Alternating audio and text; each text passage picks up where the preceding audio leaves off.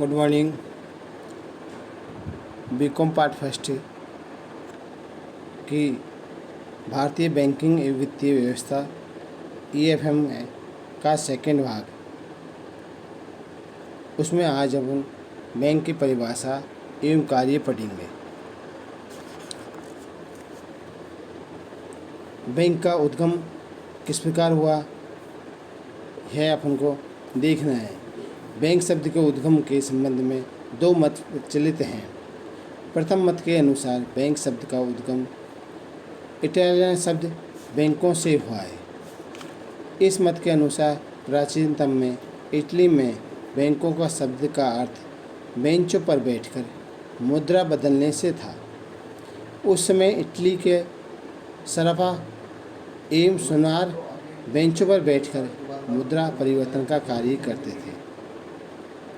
कोई भी व्यक्ति इनसे अपनी इच्छा अनुसार मुद्रा परिवर्तित करवा सकता था।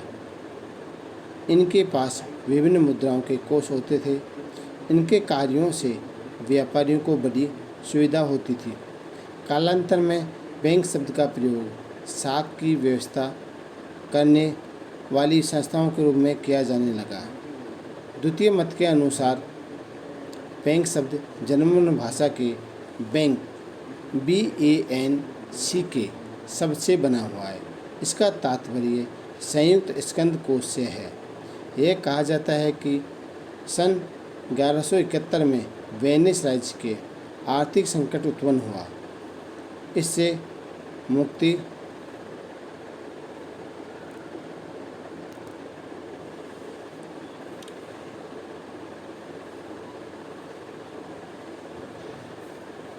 मुक्ति पाने के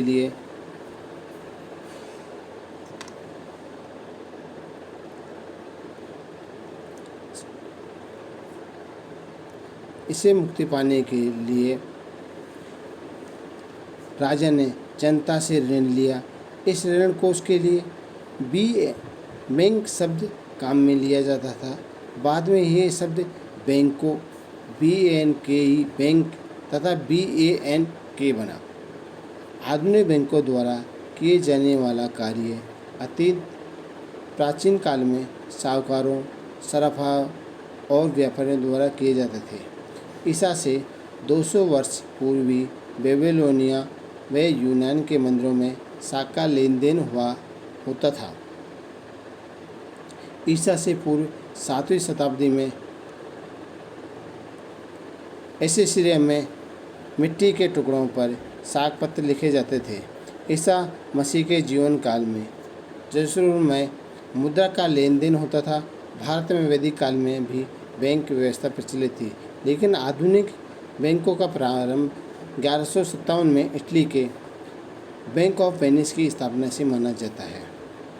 इसके पश्चात सन 1401 में बैंक ऑफ बार्सिलोना तथा 1407 में बैंक ऑफ जेनेवा की स्थापना हुई।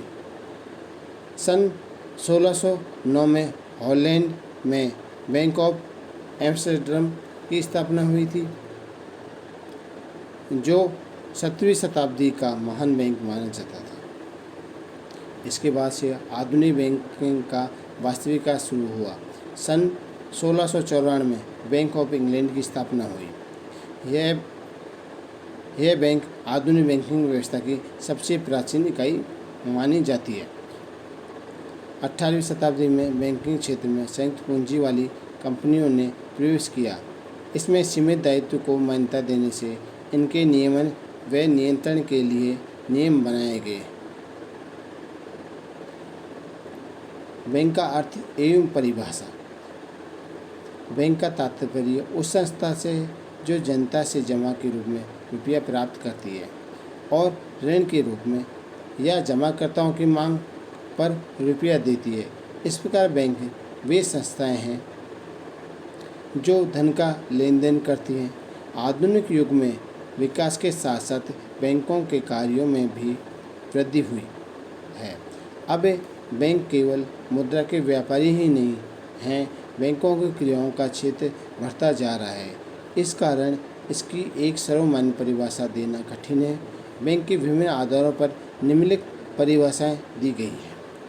पहली है शब्दकोशों में दी गई परिभाषाएँ, डेफिनेशंस गिवन इन डिक्शनरीज। विभिन्न शब्दकोशों में बैंकों की दी हुई परिभाषाएँ निम्नलिखित हैं। व्यवस्था शब्दकोश के अनुसार बैंक वह संस्था है जो मुद्रा में व्यवसाय करती है।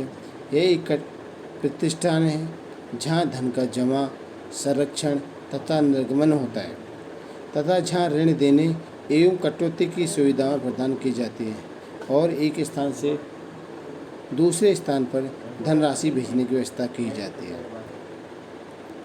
शब्दकोशों में दूसरी ऑक्सफोर्ड शब्दकोश की परिभाषा के अनुसार उन्होंने बैंक वह संस्थान है जो अपने ग्राहकों से अथवा उनकी ओर से प्राप्त धन की रक्षा करता है।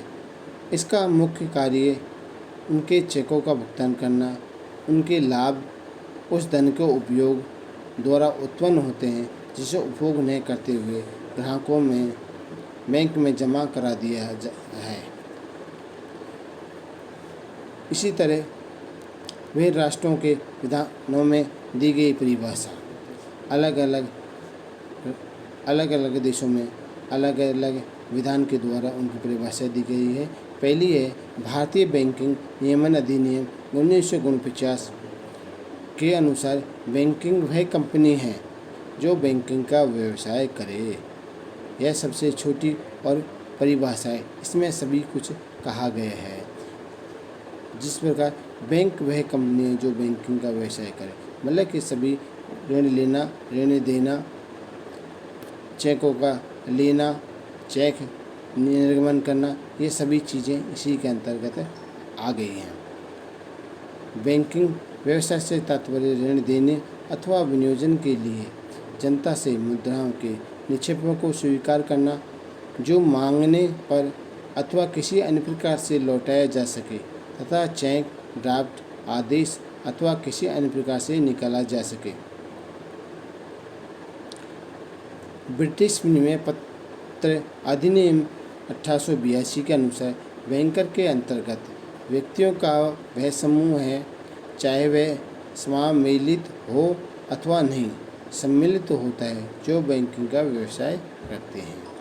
इसी प्रकार अमेरिका के फेडरल कानून ने भी बैंक का अर्थ बताते हुए लिखा है, कोई बैंक, बैंकिंग संघ, ट्रस्ट कंपनी, बचत बैंक तथा अन्य संस्था जो निक्षेप प्राप्त करने के व्यवसाय में लगी हुई हैं तथा जो किसी भी राज्य के कानून के अंतर्गत सम्मिलित हुई हो, उनको बैंक कहा गया है।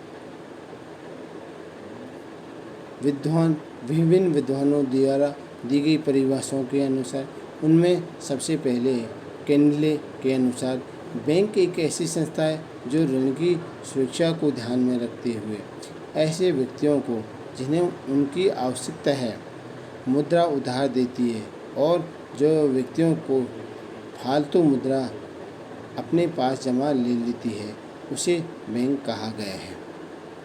इसी क्रम में दूसरे विद्वान हार्टली के अनुसार बैंकर वह व्यक्ति है जो अपने साधारण व्यवसाय के अंतर्गत लोगों का धन जमा करता है तथा उन व्यक्तियों के चेकों का भुगतान करके चुकाता है जिन्होंने इसे जमा करा है अथवा जिनके खाते में धन जमा किया गया है। सबसे छोटी परिभाषा क्राउथर की है। प्रोफेसर क्राउथर के अनुसार बैंकर अपने अन्य लोगों के ऋणों का व्यवसायी होता है। इसी क्रम में शेयर्स ने भी अपने शब्दों में कहा गया है, साधारण बैंक के कार्यों में नगद धन को बैंक जमा के रूप में बदलना और बैंक जमाओं को नगद रूप के रूप में बदलना सम्मिलित होता है। इससे बैंक जमाओं का एक व्यक्ति या निगम से दूसरे में बदला जाता है और इन्हें विनिमय बिलों, सरकारी बॉन्डों आदि के रूप में बदले में दिया जाता है। जॉन फैगट के बैंक की परिभाषा इस प्रकार दी गई है, कोई भी व्यक्ति अथवा संस्था तब तक बैंकर कहलाने का अधिकारी नहीं जब तक कि वह निक्षेप खाते स्वीकार नहीं करे, चालू खाते में जमा नहीं करता। तीसरा, चेकों को निर्गमित करने और अपने ऊपर लिखे हुए चेकों के बदले में द्रव्य देने का कार्य नहीं करता। चेकों को चाहे वे सादे हो या रेखांकित हो, अपने ग्राहकों के लिए एकत्रित नहीं करता है। ये कहा जा सकता है कि चाहे ये सब कार्य एक व्यक्ति या बहुत से व्यक्तियों द्वारा किए जाते हैं, परंतु कोई भी तब तक बैंकर या बैंक नहीं कहला सकता जब तक कि वह ये शर्तें पूरी नहीं करता हो। बैंकिंग उसका मायने या याद व्यवसाय हो, वह अपने आप को बैंकर या बैंक मानता हो और जनता भी ऐसा समझती हो। उसका विचार भी ऐसा कार्य करके धनोपार्जन करना उसका गौण व्यवसाय न हो, बल्कि है मुख्य व्यवसाय हो। गिलबर्ट ने यही कहा है, बैंक पूंजी अथवा अधिक शुद्ध शब्दों में मुद्रा का व्यवसाय है। मतलब बैंक शुद्ध शब्दों में जो मुद्रा का व्यवसाय करता है वही बैंक कहलाता है। इन सभी परिभाषाओं को देखते हुए निष्कर्ष के रूप में हम ये कह सकते हैं कि बैंक की कोई एक निश्चित परिभाषा देना कठिन है, फिर भी व्यवस्थित शब्द को उसकी परिभाषा को सर्वश्रेष्ठ माना गया है। बैंकों को और भी सरल शब्दों में इस प्रकार परिभाषित किया जा सकता है। बैंक एक ऐसी संस्था है जो अपने ग्राहकों के लिए मुद्रा एवं साख का लेन देन करती है, वह बैंक कहलाती है।